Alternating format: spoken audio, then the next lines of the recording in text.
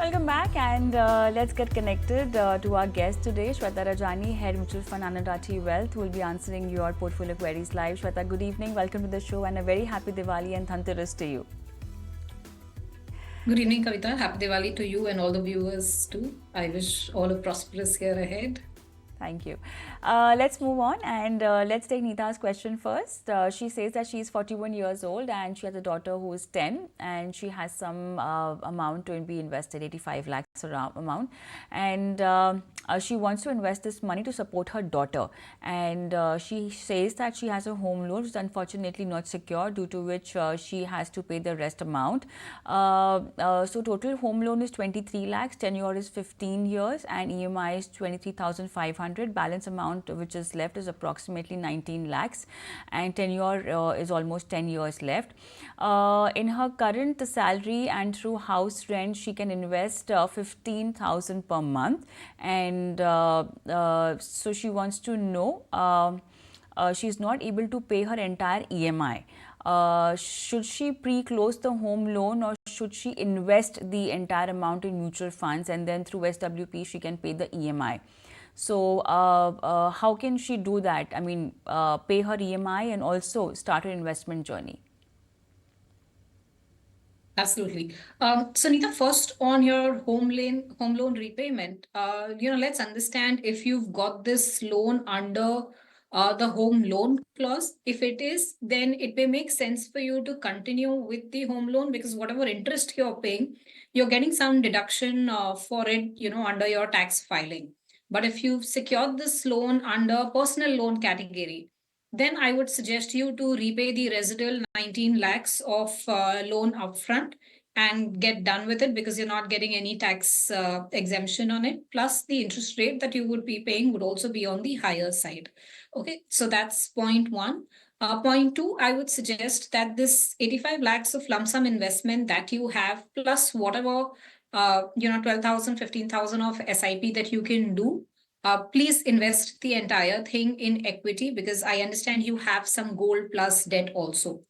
Whatever EMIs you have for the next 1 year, that much component you can shift to debt, okay? And do a systematic withdrawal from that to take care of your EMI needs for the next 1 year, and keep repeating this cycle at the end of every year. You have a sovereign gold bond fund. Now, I think you may have invested in that for your daughter's, consumption requirement. That much amount is good enough. Don't invest residual amount in gold.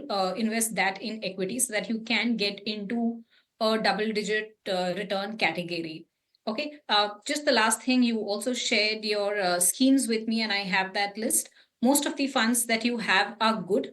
Just two changes that I would suggest is exit from or stop your SIP from an SBI small cap and the index fund that you have. You're better off being in a actively managed fund. It will generate around 2 to 3% more than what the index fund can deliver for you. So switch to an SBI large and mid cap and a quant large cap fund in your portfolio by exiting these two funds. That's my recommendation, Neeta. All right, let's move on. Let's take Arundhati's question, and she's been investing since December. SBI S&P Index Fund regular. She has SBI Contra, Nippon India Nifty Small Cap 250 Index. She has Motilal Oswal Mid Cap. She has Parag Parikh Flexi Cap. She wants you to review her portfolio, and she also wants to invest additional 4,000. The corpus that she needs out of this investment is 1 CR in 10 years. Sure. So, Arundhati, first coming to your goal, if your goal is 1 CR and what you are, right now investing, you may have to increase your SIP amount. So do look at maybe a 15 to 20% step up every year in your SIP. Coming to your scheme, I saw your portfolio. I felt there is a concentration to certain AMCs, right? What I mean is what you are investing, let's say, is 4,000 today. Out of that, 1.5 is invested in SBI or Nippon. So 33% of your portfolio is getting invested in a single scheme. Ideally, you should not have more than 20% in a single fund house, not more than a 10-12% in a single scheme. Okay, so spread out your portfolio to that extent. Few schemes that you can stock your current SIP. I would say the SBI BSE Index Fund that you have. And second one is the Nippon Small Cap Fund, because you already have, some mid cap exposure to your portfolio.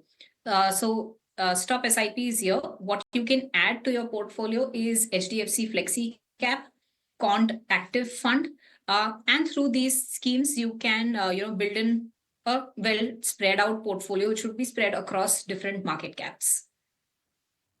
Next question is from Rania. She says that her target is 1.5 CR in 15 years for retirement, and she's doing SIP since Jan 2024. The funds that she has are HDFC Small Cap, Quant Small Cap, Nippon India Small Cap, Axis Small Cap, SBI Small Cap, ICICI Pro Large and Mid Cap. She's got Parag Parikh Flexi Cap, SBI Magnum Mid Cap, Kotak Equity Opportunities. Total amount of SIP is 18,000 per month, and she is ready to step it up 10% by every year. So she wants you to review her portfolio and also tell her the amount of funds that she needs to exit from. So a lot of small caps. Sure. Rania, first thing, if your goal is 1 CR and right now you're doing an 18,000 SIP, that is not sufficient. So you'll have to either revisit your goal or increase your SIP amount from, let's say, an 18,000 today to reach reach up to your 1 CR. Start off either with the 25,000 or do a 10 to 15% step up every year. That will help you achieve your goal. Yes, too many small caps in the portfolio. So while there is a scheme diversification and AMC diversification, market cap risk is too much. You should not have more than 25% of your portfolio in small caps, given the current scenario on where they stand in terms of valuation, what could be their earnings projection, and therefore, how much return can come in. Eliminate a lot of the small caps. I've listed down few schemes that you can exit from.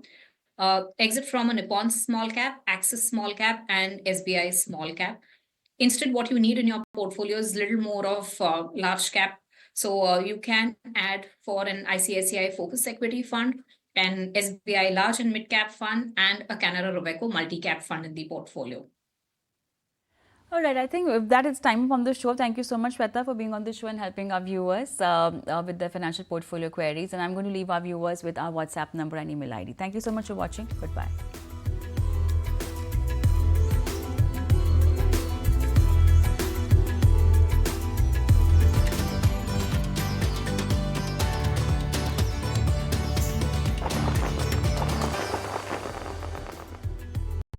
If you like this video, then like, share and subscribe to ET Now.